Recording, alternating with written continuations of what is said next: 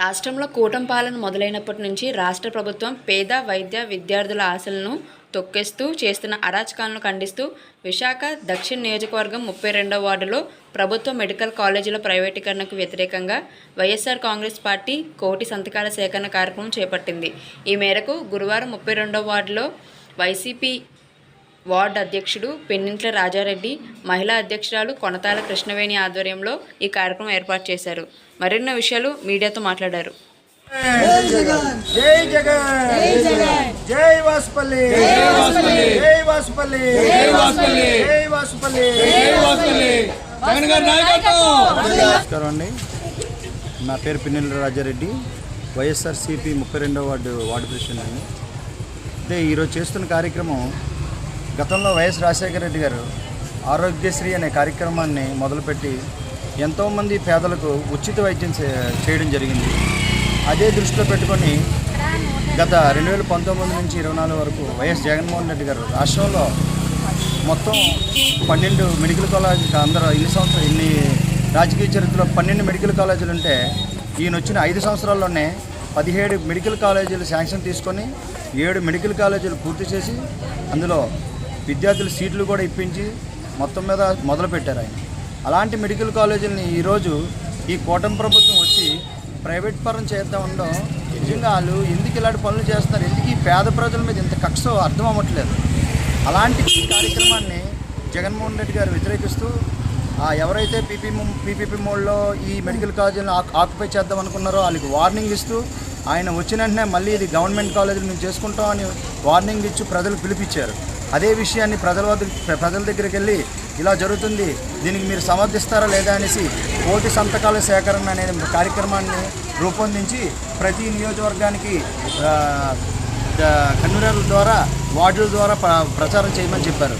అదే రకంగా ఈ వార్డులో మేము మొదలుపెట్టాం.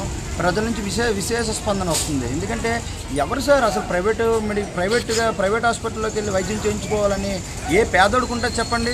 ఆర్థికంగా ఇంత బలహీనంగా ఉన్న మధ్యతరగతి కుటుంబాలని ఏ రకంగా ప్రైవేట్ హాస్పిటల్లోకి వెళ్ళిపోయి వాళ్ళకున్న వ్యాధుల్ని అంత డబ్బు పెట్టి చేయించగలరు? దానివల్ల మెడికల్ కాలేజీని ప్రభుత్వమే నడిపితే ఆ వైద్యం అనేది ఉచితంగా జరుగుతుంది. ఇప్పుడు ఏదో కదా ఉదాహరణ, మన విశాఖపట్నంలోనే కేజీహెచ్ అనే ఆసుపత్రిలో ఈ ఆసుపత్రులు వేరే రాష్ట్రాల నుంచి, ఒరిస్సా నుంచి కూడా మన కేజీహెచ్ ఆసుపత్రులు ఆశ్రయించి వైద్యం ఫ్రీగా చేయించుకొని వెళ్తున్నారు. అలాంటిది మన ఆంధ్రప్రదేశ్లోనే 17 మెడికల్ కాలేజీలు కడితే వీళ్ళు ఏ రకంగా ఏం ఆలోచించి ఈ మెడికల్ కాలేజీలను ప్రైవేట్ పరం చేస్తున్నారన్నది ప్రజలే ఈరోజు నిగురిపోయారనమాట. ఇలాంటి వాళ్ళ మేము ఎంచుకున్నాం, ఇలాంటి వాళ్ళుగా మేము ఓటేసామని ఈరోజు ప్రజలు చాలా బాధపడి వాళ్ళు స్వయంగా వచ్చి బాబు మేము దీన్ని వ్యతిరేకిస్తున్నాం, ఇదే కాదు ఈ కూటమి ప్రభుత్వం ప్రవేశపెట్టిన ప్రతి కార్యక్రమం కూడా పేద ప్రజలను ఇబ్బంది పెట్టే రకంగా ఉందనేసి వాళ్ళు వాపోతున్నారు.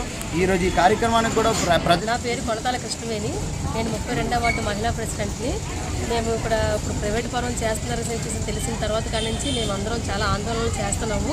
ఇక్కడ పిల్లలు కూడా ఫీజులు కట్టుకోలేక చాలా ఇబ్బంది పడుతున్నారు తల్లిదండ్రులు. వాళ్ళందరూ కూడా మాకు వచ్చి చెప్పడంతో మేము చాలా వరకు ఫీల్ అయ్యి మేము కూడా బాధపడుతున్నాం. మా జగన్మోహన్ రెడ్డి ఇంకా ఎక్కువ బాధపడ్డారు కాబట్టి ఈరోజు మా జగన్మోహన్ రెడ్డి గారు ఆదేశం మేరకు మేము ప్రతి కాలేజీలు కూడా ప్రైవేట్ పరం చేయకూడదని డిసైడ్ చేసుకొని మేమందరం కూడా కోటి సంతకాల సేకరణ చేస్తున్నాము. దానికోసం 32వ వార్డులో ఈరోజు మేము మొదలుపెట్టాము. ఈరోజు పెట్టిన దానికి ప్రతి ఒక్కరు కూడా స్పందించి మాకు ఎంతో ఆహ్వానం చేస్తున్నారు. వాళ్ళే బలవంతం పిలిచి అమ్మ అలా ప్రైవేట్ పరం చేస్తున్నారు, ఆ రోజు మన జగన్మోహన్ రెడ్డి ఉన్నప్పుడు ప్రభుత్వం ఎంత బాగుందో, ఈ రోజు ఎంత బాగా చాలా చెడిపోయేలా చేశారు. మేము ఫీజులు కట్టుకోలేక ఇబ్బంది పడుతున్నాం, మా పిల్లలు ఫీజులు కట్టుకోలేక చాలా ఇబ్బంది పడుతున్నాం. అలాగే హాస్పిటల్ కూడా చాలా ఇబ్బంది పడుతున్నాం. అమ్మ అన్న ప్రైవేట్ పరం చేయడం వల్ల మాకు అసలు లేకుండా అయిపోయింది. ఇప్పుడు ఎవరికి ఆరోగ్యశ్రీ ఉండేది, దాని ద్వారా అందరూ కలిపి హాస్పిటల్కి వెళ్ళి చూపించుకునే వాళ్ళు ఇప్పుడు అలాగా ఆరోగ్యశ్రీ కూడా తీసేస్తాను అంటున్నారు. ఇవన్నీ పెట్టి ఇప్పుడు ఆటో వాళ్ళు వేసిన వాళ్ళు కూడా ఆటోలు కూడా ఎంతో ఇబ్బంది పడుతున్నారు. ఇచ్చిన 10,000 రూపాయలతో వాళ్ళ జీవనోపాధి అయిపోద్దండి. ప్రతి నెలకి ఎంత నెల ఖర్చు అవుతుంది. అలాంటి దానికి ఆటో వాళ్ళు కూడా గడుపులు కొట్టి ఫ్రీ బస్సులు అని అన్నారు. ఫ్రీ బస్సులు వాళ్ళు జనాలు కొట్టుకొని చచ్చిపోతున్నారు. ఫ్రీ బస్సులు మిమ్మల్ని పెట్టమని చెప్పామండి, ఏ ఆటో వాళ్ళు పెడితే ఆటో వాళ్ళు బతకట్లేదా? ఫ్రీ బస్సుల వల్ల ఇప్పుడు మనకు రాష్ట్రంలో ఏమైనా లాస్ కానీ కలిగిందా? ఏది కలిగింది? ప్రజలను ఇబ్బంది పెట్టి, పిల్లల్ని ఇబ్బంది పెట్టి, హాస్పిటల్ వైద్యం లేకుండా ఎంతమందిని బాధ పెట్టి మీరు ఉత్సాహం పొందుతున్నారో మాకు అర్థం అవ్వట్లేదు. కానీ ప్రజలు బాధ పెట్టిన ప్రభుత్వాలు ఏవి బాగుపడలేదు. అది మీకు ఈరోజు మీకు శాపమే అవుతుంది. అది మీరు గ్రహించి మాత్రం ప్రైవేట్ పరం చేయకుండా గవర్నమెంట్ పరం ఉంచితేనే మీరు భవిష్యత్తులో కూడా నడగలుగుతారు. లేకపోయినా ఉంటే భూస్థాపం అయిపోతుంది.